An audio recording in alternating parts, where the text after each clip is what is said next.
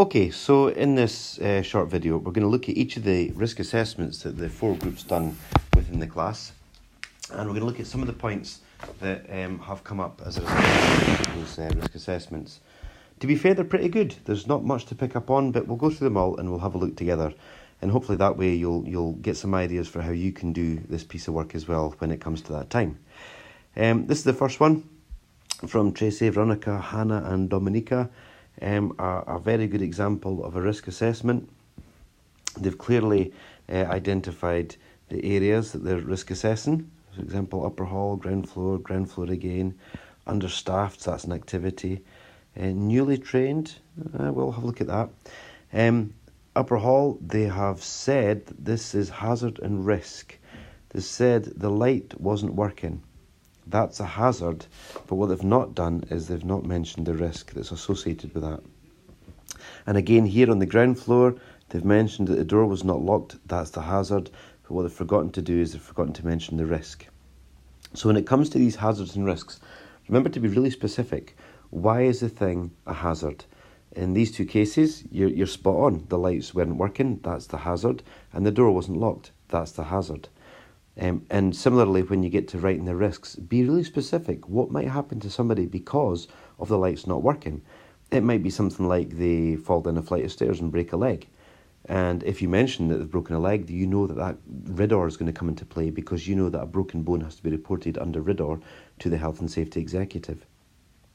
And similarly, if the door was not locked, that's the hazard. The risk would be that somebody could run away from the building and get onto the roads and get seriously injured or killed. Again, RIDDOR would come into that as well. So it's really important that when you come to hazards and risks, you're really specific about making sure you mention the hazard and if it asks for it, the risk as well. Now you've correctly identified the people who are at risk here.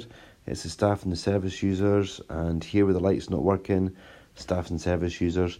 With this one here, you might also query possibly visitors because at the end of the day, if they're there in the winter time, early evening, it's dark.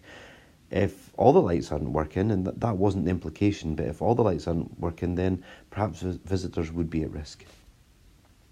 Now, I'm going to leap across to the other side of the page now, and I'm going to go to here, the existing controls column.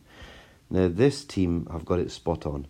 Existing controls is all about things that are already in place to try to keep the risks down. So they've identified, well, in this particular instance of the upper hall where the light's not working, hey, they've got lights, that's a control. And they've correctly identified by drawing this arrow that their recommendation is to get the lights fixed and put in place a regular schedule of maintenance. Okay, so this is a really good example of an action required. Existing controls for this example here, it says the door has a lock. Well, that's true, the door has a lock, or we can assume it's got some kind of locking mechanism.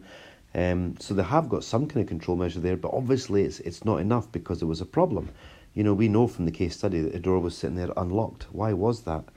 So what they've said here is that you should implement adequate door security, and again, that's a really good example of an action required. There are various ways you could make a door more secure.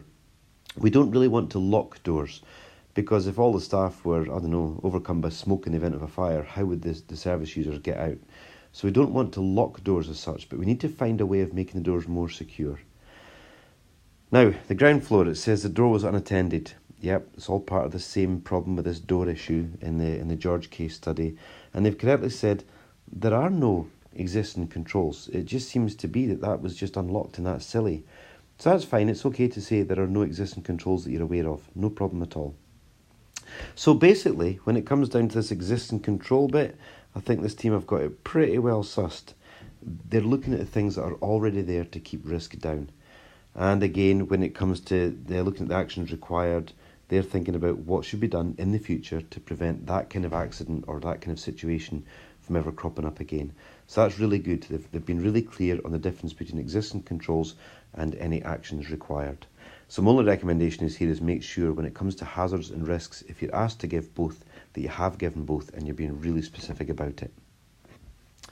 Now this one here, again, it's a good job. I can't see who's done this one because their names are in the back of it. But it's really good. Again, if we look at this existing controls column, they've got it sussed, okay? They've identified there are emergency lights, there are emergency lights, there are locks on the door. Gregor was the only member of staff, but he was qualified.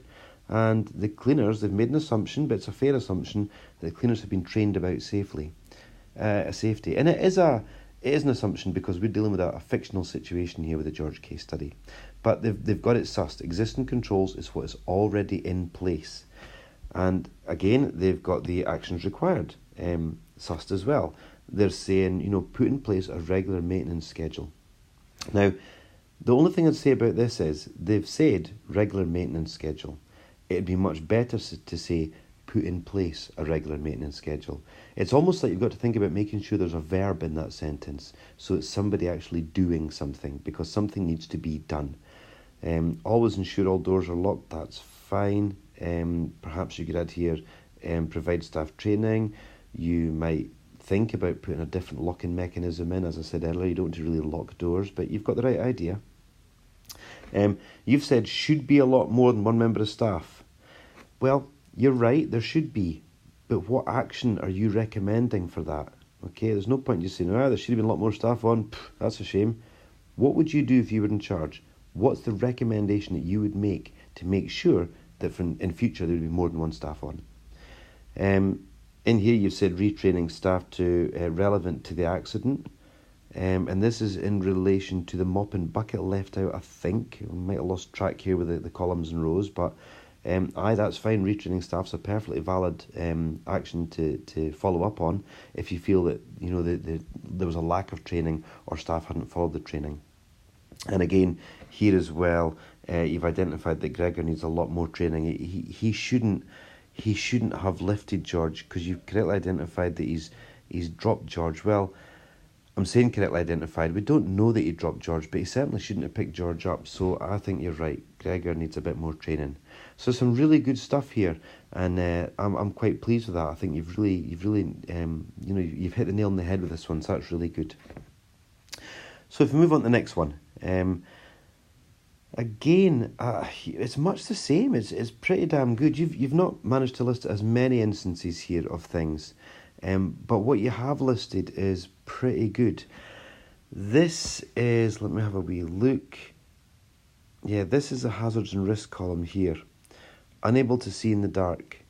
Okay, why? What was the hazard? Well, the hazard was what you've listed here. What's the risk? You haven't mentioned what the risk is. So make sure you're being really clear and you're sticking to what the headings are. When you do your risk assessment, you may find that it is, oh look, there's a wee notification from Groupon. I'll look at that later on. But when you're doing your assessment, you might find out that the format is very different from this. In fact, I think I told you the format is very different. But it's important that you make sure you hit all of the points that you're asked to hit. So just be really clear on that. If you're asked for hazards and risks, make sure you're mentioning hazards and risks. So apart from that, this is really good. Again, if we look at this column here, I'll do this one in the kind of purpley colour. You have, you've said here that you've got emergency lights. That's an existing control measure. And there's a lock on the door. That's an existing control measure. And he's been trained to move people correctly. And the implication there is that Gregor's moved George not following his training. And so what you said quite rightly for a recommendation is make sure they've got the right training, okay? You've said correct staff hoist training, that's quite right. I don't know that you would actually lift George ever in that circumstance because he had a broken leg, but maybe Gregor didn't realise he had a broken leg. Again, we're dealing with a fictional situation, so the assumptions you've made here are fair assumptions. So again, a good effort. Just make sure you're being much more specific about these hazards and risks, okay? You're not the only ones that made that wee mistake. And this one here, very neat and tidy. I like this one. 10 out of 10 for neatness, I say. Okay, you have done a really good job here of identifying all the hazards and risks. Well done. Okay, you kind of ran out of steam here a bit, but that's okay. The point is you've mentioned it about serious injury. To help yourself in the future, you've mentioned serious injury there and being injured here.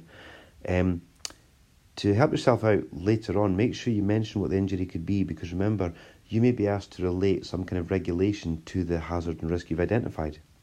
So if you've mentioned things like chemicals or broken bones, you can call on COSH or RIDDOR. If you mention things like having to clean up spillages, you can mention things like personal protective equipment at work regulations, because you shouldn't be cleaning up potentially hazardous chemicals and substances with your bare hands. You should be wearing gloves and things, okay?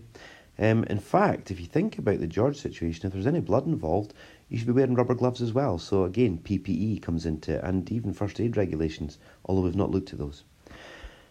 So you've identified the people at risk. That seems fine. I think you've got it all okay. The front door, though, I would say everybody's at risk. Because some nutter could come in with a machete and try to chop people up. And they might not just go for George. They might go for everybody. So just keep that one in mind. I think you've scored all your risks and things very well. That's good. And I think, again, you've pretty much nailed the existing controls. You've said things like the employers would have been aware of the lights being off and didn't try to help, as they didn't inform the residents or give them any alternatives. Yeah, I don't know if that's an existing control so much. It's a fair observation, but I don't know if it's a control. What you could say is there, well, at least there was lights in place. You know, the lights were there, they just wanted to work in, and so what you've done is you've given a very good recommendation: get an electrician or maintenance schedule in place, which is brilliant. For this one, we're lifting George. Again, your action required is you've said correct staff in the moving and handling training, which is brilliant. And again, you've made an assumption, but that's fine. It's a fictional situation that Gregor was trained to move service users, so he has been trained, but he's maybe just not been aware that you shouldn't move an injured service user if you suspect there's a broken bone. So maybe you're right. Maybe more training is required. So this is all good stuff. A pretty good effort from everybody involved, so well done. You've pretty much got it sussed. We'll keep on working, and I think by the time we get to assessment, you'll all be well ready for it. So well done.